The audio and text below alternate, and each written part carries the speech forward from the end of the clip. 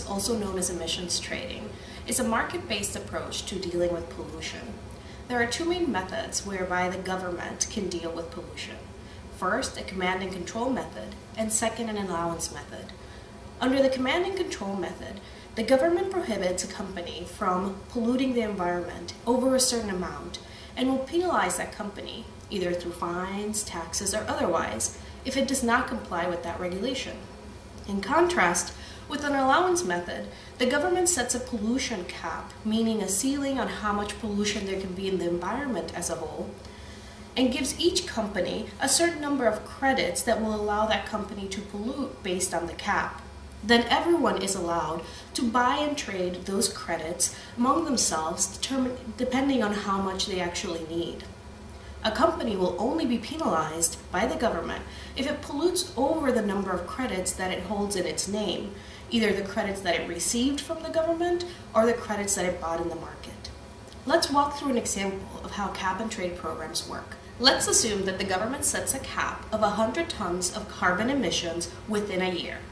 There are only two people in the market that pollute, Bob's smokestack and Sammy's smokestack. The government gives each of Bob and Sammy 50 tons of carbon emissions credits for them to use within the year.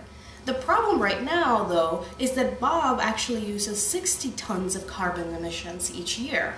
So Bob thinks to himself, either I need to buy cleaning equipment so that I clean my company and my factory to make it so that I only have 50 tons of carbon emissions a year, which is what the government wants, or I go to the market and I buy the extra 10 credits that I actually need. So Bob decides to go talk to Sammy and see if Sammy has any credits that he wants to sell. As it turns out, Sammy does.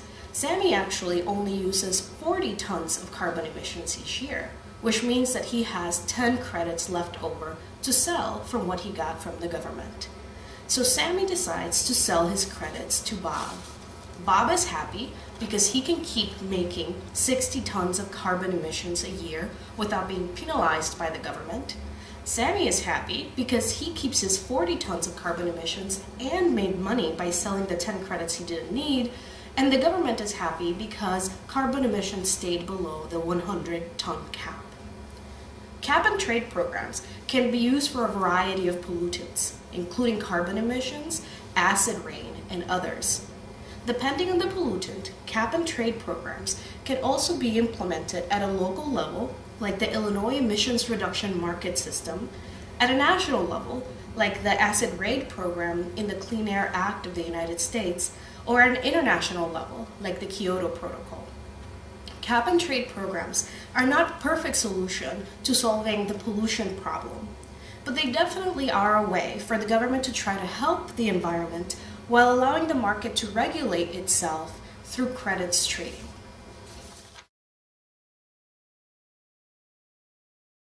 As where a real problem is that I have my own car and I drive to school. I don't even pick anybody up. Like, it should be something that's more encouraged. Or you want to grow up and have a big house and a big fat SUV and take your kids to soccer practice. And that's the way of life, and it's much different. Something bad has to happen in order for us to get a clue.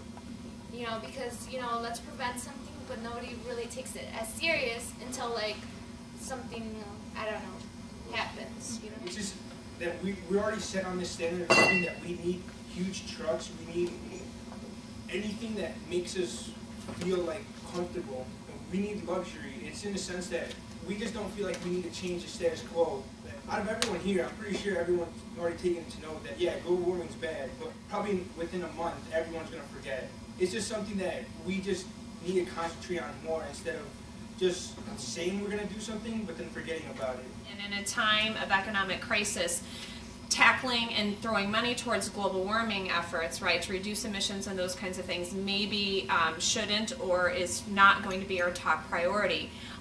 What do you think? Do you think that where should global warming be on our priority list with everything that's going on in our country right now? We moved global warming up on like our list of important subjects that we had to face. We could essentially knock out two birds with one stone because yes, we all want a car, but do we need the giant SUV? No. Or we could put more jobs into developing, you know, the eco-friendly cars, which could, you know, get more people to work, and then we also have non-polluting cars. So if we could knock out the two with one stone of, trying to be more proactive instead of saying, oh, our world's being destroyed, we better do something now, it could help the economy while preventing. Though I think one of the biggest issues why concern about global warming hasn't grown yet and why concern about the economy still remains paramount is the fact that the economy, at least the issues in the economy, personally affect a lot of people. So we can connect to the issues of the economy, but we can't connect to global warming, and that perhaps is why we haven't acted on it so much.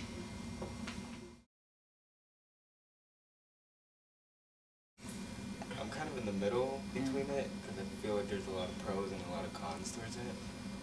Just because I know the U.S. probably does take advantage of it, and I feel like the cap and trade is just pretty much gonna it's not gonna do much. It's gonna leave everyone as they are because small countries are gonna have small credits. They're not gonna get the chance to grow. Big countries that are already doing good, like the U.S. or China, that have a lot of credits, are gonna maybe grow, probably just stay where they are, and so it's not really gonna benefit anyone. It's just gonna keep everyone where they are. But I think we do need one just to improve it a little. Just make it more even for everybody to have certain, you know how they have the tokens that companies do? It doesn't matter if they sell them because anyway, those would be the tokens for the other company. So the same emissions are going to get released either way. Well, the thing that makes me say no is that it affects a lot of the people's jobs, and it'll affect our economy a lot, and our economy is already really bad.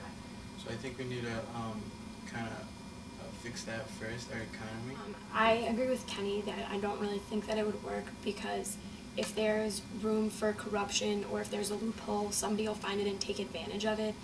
And the thing I disagree with is that you can sell your extra, you can sell your tokens, and I don't agree with that. I think that if they decide not to use it, those should just be taken out of the cap, and because that would reduce it more than I didn't use it so you can use it, and the whole point is reducing emissions, so I think that would be a way to reduce it. So I'm leaning more towards no. Yeah, I think the whole thing it's a good idea, but they need to make reforms in it just to make it better so there's less opportunity for corruption and loopholes. I'm in the middle, but I'm more leaning towards the yes side because this is where we live, and if we don't protect it and stuff, it just, one day it's just gonna, won't be stable. So if we can take care of this and make it better somehow in the first place, that would be good.